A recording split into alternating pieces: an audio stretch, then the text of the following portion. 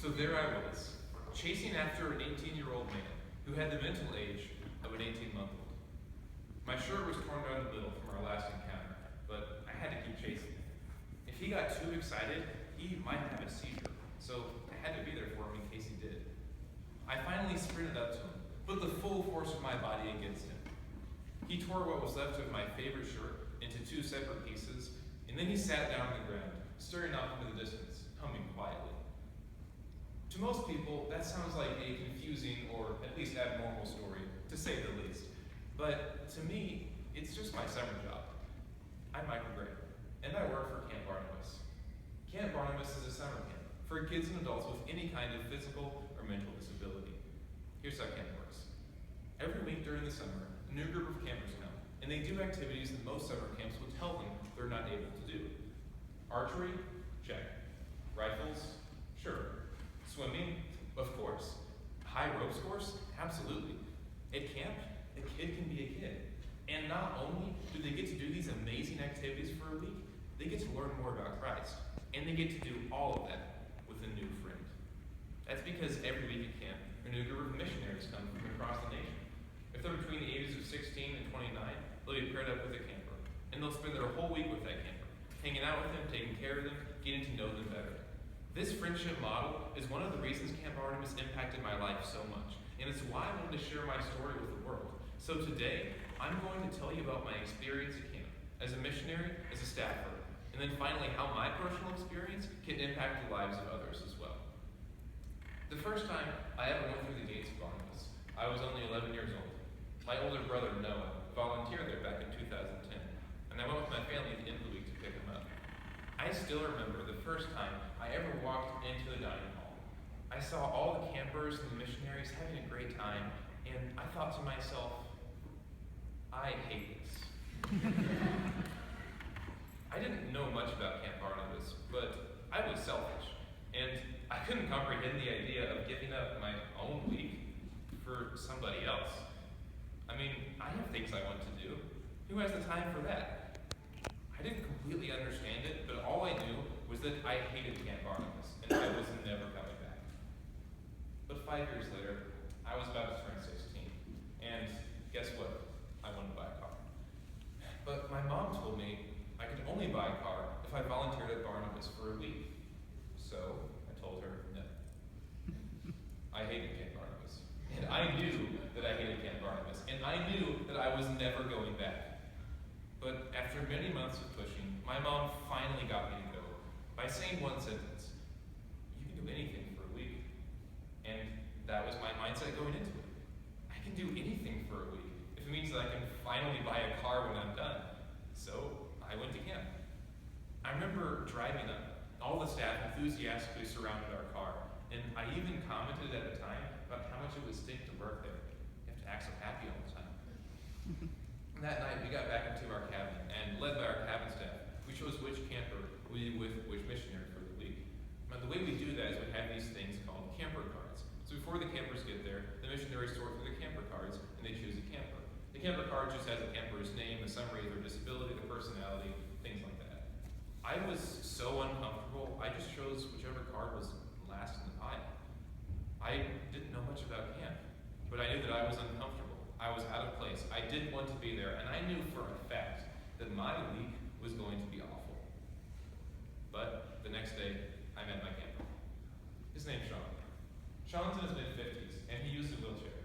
And as I was pushing him back to our cabin, he turned around to me, and he said, "I'm SpongeBob." I did not know what to do with that. So I just said, "I love SpongeBob. Can I be Patrick?" Sean got really excited. And then the next morning, he woke up, rolled out of bed, turned to me, and he said, "I'm Batman, and you are Robin." And the whole day, we went all around camp, telling people they were under arrest. Sean was having a great time. So I figured, hey, maybe this week isn't going to be so bad after all. But that night, I was about to go to bed, and one of my cabin staffers, his name was Will, walked up to me and asked me for help in the bathroom. He told me to grab a pair of gloves and a brief, which is what we call an adult diaper. And for the first time in my life, I changed another person's diaper. I almost threw up.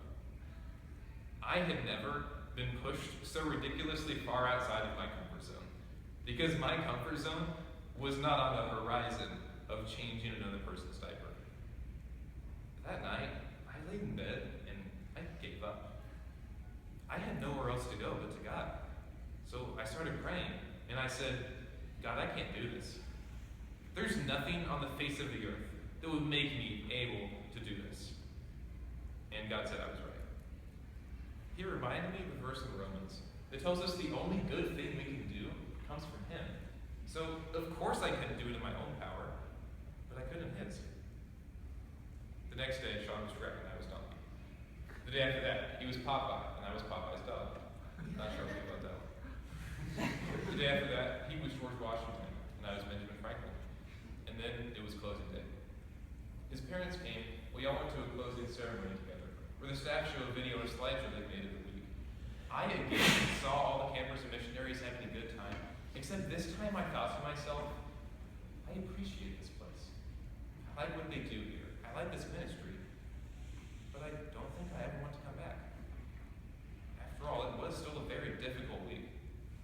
But right before we left, Sean turned around to me, and Sean gave me a hug. This wasn't a pat on the back or a side hug. This was the biggest and the most meaningful hug I've ever received. Sean started crying, and he told me that he loved me, and that I was his best friend. I'm not a crier. I've cried like 5 times I can think of. But that day, I was a faucet. I didn't stop crying till long after we left camp. To think that my reserved, half-interested effort had made such an amazing difference in the life of somebody else completely blew my mind.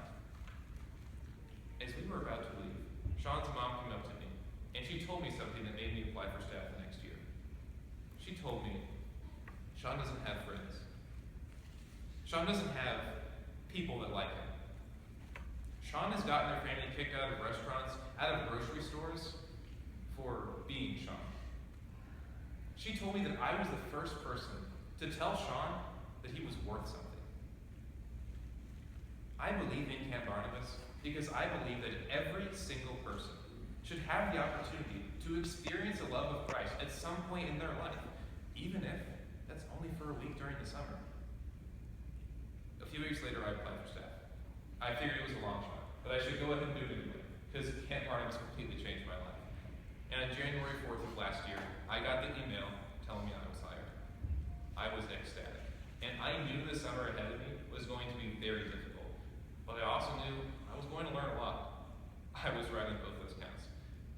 The first week I was there, God taught me that trusting in Him isn't an option, it's mandatory.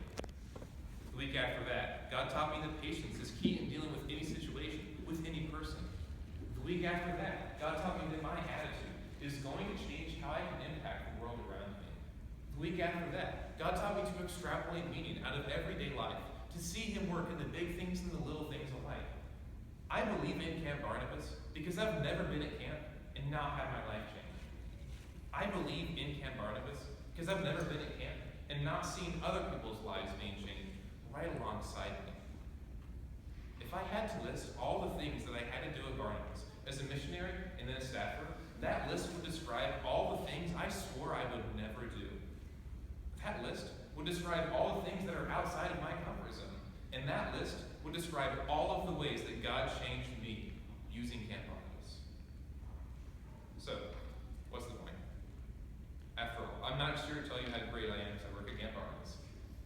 All I know is that God changed my life using this organization, and I have to share that with the world. Now, I don't know what that looks like for you, because it might not be coming to Camp Barnabas. But what I do know is this.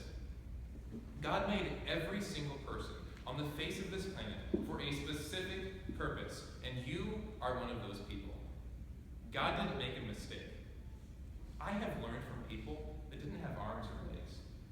I have learned from people that can't see and can't hear. I have learned from people that were completely paralyzed. Think of the amazing abilities God has given us. God can use us because God doesn't care about physical or mental boundaries. All God cares about